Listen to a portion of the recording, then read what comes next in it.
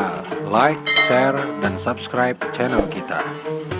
Apabila ada pertanyaan-pertanyaan, silahkan langsung saja di follow dan di direct message ke Instagram kami di bawah ini.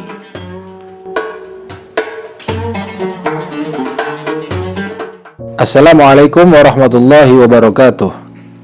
Saudara-saudaraku, kawan Habib yang dimuliakan oleh Allah Subhanahu wa Ta'ala, bertemu lagi bersama saya insyaallah dalam keadaan sehat walafiat, sejahtera, aman, sentosa, bahagia selalu, gembira selalu, alhamdulillahirabbil alamin. Pada kesempatan kali ini masih bersama di dalam segmen materi Habib, yaitu ada beberapa hal yang akan saya sampaikan yang insyaallah mudah-mudahan bisa membawa pelajaran dan manfaat, khususnya untuk diri saya sendiri dan juga yang mendengarkannya. Amin ya rabbal alamin. Sering atau pernah kita dengar ada satu ungkapan yang mengatakan al-insanu mahallul khata' wan nisyan. Manusia itu tempatnya salah dan lupa. Kita tentu menyadari dalam kehidupan kita, dalam keseharian kita pasti pernah melakukan yang namanya perbuatan dosa. Baik itu dosa besar maupun dosa kecil. Baik itu disengaja maupun tidak disengaja. Nabi kita Muhammad SAW beliau bersabda, semua Bani Adam atau setiap Bani Adam pasti punya perbuatan dosa, dan sebaik-baiknya orang yang berbuat dosa adalah dia yang bertaubat kepada Allah Subhanahu wa Ta'ala. Sebaik-baiknya kita manusia yang kita sudah sadar, kita semua tahu bahwa kita semua ini memiliki dosa, maka hendaknya memohon ampun kepada Allah Subhanahu wa Ta'ala itu harus senantiasa kita lakukan dalam keseharian kita. Jadi jangan sampai kita itu dicap menjadi hamba yang sombong. Udah tahu, sadar dia dosanya banyak, tapi nggak mau dia mohon ampun sama Allah Ta'ala. Ada beberapa yang bilang, pernah bertanya bahkan kepada saya, ya Habib, saya ini terlalu banyak berbuat dosa, kira-kira Allah Ta'ala ini kalau saya mohon ampun diampuni tidak? Nah, ini perlu kita ketahui bersama bahwa andai kata kita membawa dosa sebesar gunung ke hadapan Allah Ta'ala, maka ampunan yang Allah berikan untuk kita lebih besar bahkan daripada dosa yang kita bawa. Allah Ta'ala itu memiliki sifat pengampun. Allah memiliki sifat pengasih dan penyayang kepada hambanya. Dan Allah Ta'ala ini sangat baik kepada hamba-hambanya. Allah Ta'ala itu ingin gimana caranya supaya hambanya ini tuh datang kembali kepada Allah Ta'ala dalam keadaan yang bersih tanpa membawa dosa. Ketika hamba datang kepada Allah Ta'ala dengan membawa dosa yang banyak, dia bertobat, Allah ampuni dosa yang besar-besar tersebut, yang banyak tersebut. Ketika ada hambanya dia berbuat dosa, tapi dia tidak memohon ampun kepada Allah, Allah berikan dia itu ujian, musibah, supaya dengan musibah-musibah itu dosa-dosanya terkikis. Ini adalah maha baiknya Allah Subhanahu wa Ta'ala kepada kita nih hamba-hambanya. Nabi Muhammad SAW, beliau itu manusia yang maksum, manusia yang bebas dari segala macam dosa, tapi beliau memberikan contoh kepada kita. Beliau istighfar setiap harinya itu 70 kali, bahkan dalam riwayat yang lain 100 kali. Bagaimana dengan kita yang dosanya banyak, baik itu dosa kita kepada Allah atau dosa kita kepada sesama manusia? Sudahkah kita kembali? Sudahkah kita bertobat memohon ampun kepada Allah Subhanahu wa Ta'ala atas segala macam dosa-dosa yang telah kita perbuat? Allah Subhanahu wa Ta'ala berfirman di dalam Al-Qur'anul Karim, wa tubu ilallahi jami'an ayyuhal mu'minuna la'allakum tuflihun. Maka bertobatlah kamu semuanya kepada Allah, wahai orang-orang yang beriman, supaya kamu beruntung. Al-Imam An-Nawawi di dalam kitabnya Riyadhus Shalihin, beliau itu memberikan cara atau memberikan informasi kepada kita tentang syarat-syarat bertobat kepada Allah Subhanahu wa taala apabila dosa ini adalah dosa kita kepada Allah. Ketika kita berbuat dosa dan kita ingin untuk tobat kepada Allah Ta'ala, maka yang pertama kali harus kita lakukan adalah kita tinggalkan perbuatan dosa tersebut. Yang biasanya selama ini kita minum khamar, yang selama ini kita main judi, yang selama ini kita berzina, yang selama ini kita melakukan perbuatan-perbuatan yang tidak diridhai oleh Allah Ta'ala, tinggalkan itu semuanya. Jangan dilakuin lagi, tinggalin. Setelah kita tinggalkan itu perbuatan, maka kita masuk ke dalam syarat yang kedua, yaitu kita menyesali dengan sungguh-sungguh.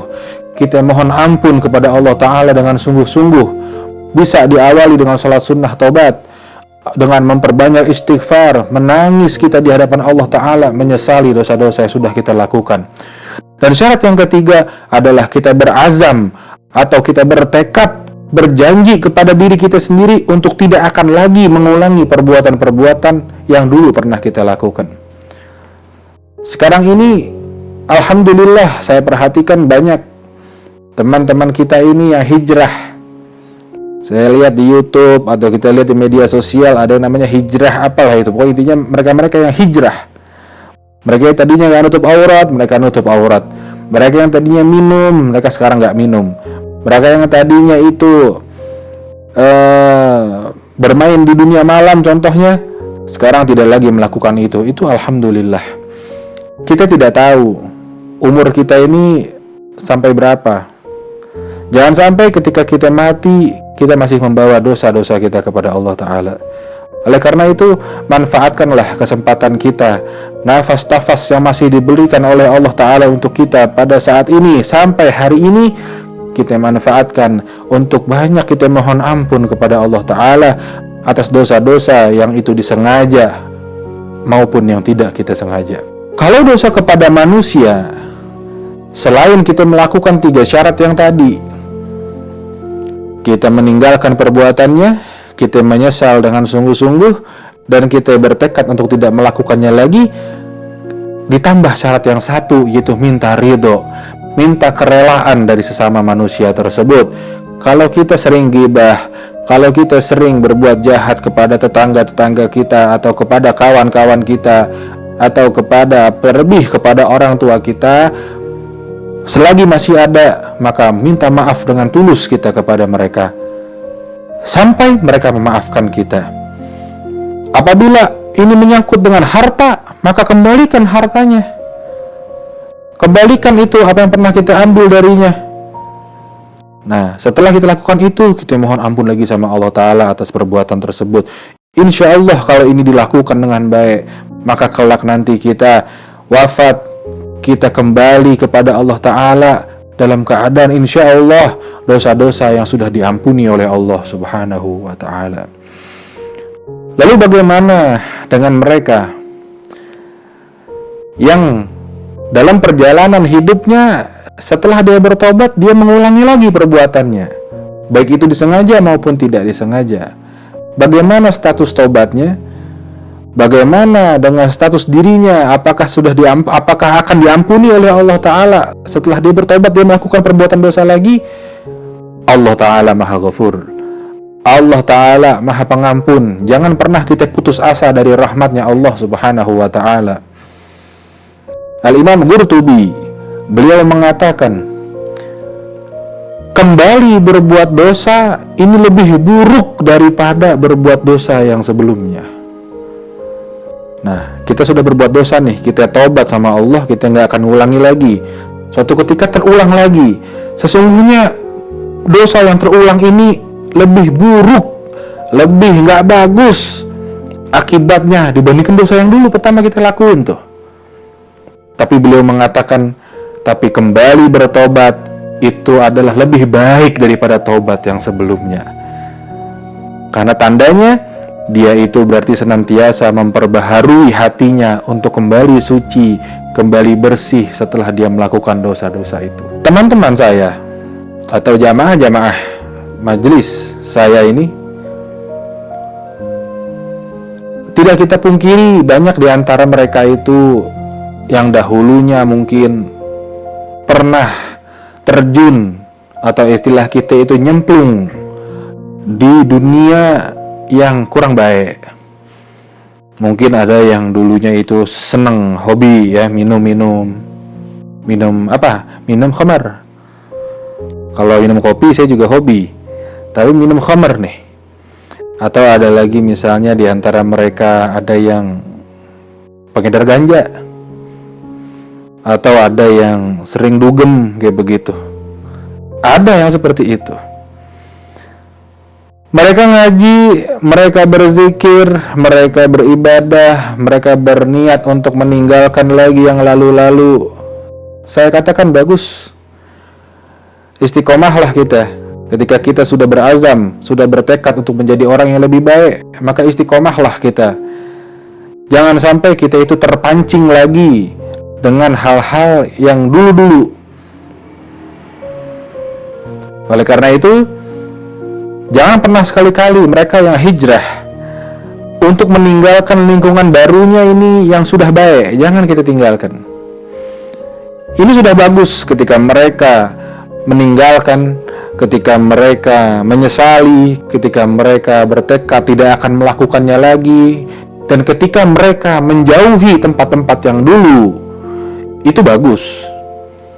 Tapi alangkah lebih bagusnya ketika mereka yang sudah hijrah, ketika mereka yang sudah bertobat kepada Allah Ta'ala dari perbuatan dosanya, itu terjun kembali ke tempat yang dahulu pernah dia itu nyemplung di sana. Tujuannya untuk apa? Tujuannya untuk mengajak teman-temannya yang dulu maksiat bareng-bareng, kita rubah biar bener bareng-bareng. Jadi kalau masuk surga jangan sendiri-sendirian, ajak teman-temannya yang lain yang dulu buruknya bareng-bareng, sekarang kita bikin biar baiknya bareng-bareng. Ajak dia ngaji, ajak dia sowan sama ulama, ajak dia itu berzikir, ajak dia itu untuk bersolawat kepada Nabi dan perbuatan-perbuatan baik yang lainnya. Misalnya dia itu preman, biasanya dulu itu suka malak misalnya di pasar atau di mana. Ketika dia sudah bertobat, sebaiknya balik lagi ke tempat biasa dia dulu malak. Jadi yang dulunya tempat itu biasa dipalak, tapi sekarang tempatnya jadi aman karena ada preman yang dulu biasa malak, sekarang udah nggak pernah malak lagi. Tapi kalau ditinggalkan secara menyeluruh, ditinggalkan benar-benar tempatnya, ini akan muncul lagi regenerasi baru yang malak-malak lagi. Oleh karena itu, yang preman yang ditakuti ini balik lagi ke tempat yang dulu. Ketika ada malak, marahin, ajak, kasih tahu bahwa malak itu nggak bagus, dan ajak biar mereka yang mau malak menjadi orang yang nggak jadi malak, bahkan menjadi orang yang lebih baik. Begitu juga dengan mereka-mereka yang biasa minum, nongkrong lagi sama teman-teman yang biasa minum. Oh tapi khawatir Bib, nanti takut kegoda lagi. Nah ini namanya belum kuat itu azamnya, belum kuat dia niat untuk bertobatnya kepada Allah. Kalau dia sudah kuat, maka dia tidak akan tergoda dengan apapun juga. Biasa dia minum, nongkrong lagi tempat dia minum, ajak teman-temannya, minum itu nggak ada gunanya, minum itu begini. Mendingan yuk kita ngapain kek, kumpul-kumpul kita ganti yuk, jadi kumpul-kumpul yang lebih bermanfaat. Seperti itu contohnya. Dan banyak lagi macam-macam yang lainnya. Ketika kita sudah sadar, apalagi dosa yang bentuknya jariah, kita berbuat dosa dan kita mengajak orang lain untuk berbuat dosa lagi, nanti orang itu akan mengajak orang lain lagi untuk berbuat dosa yang sama. Ini memiliki dosa jariah namanya.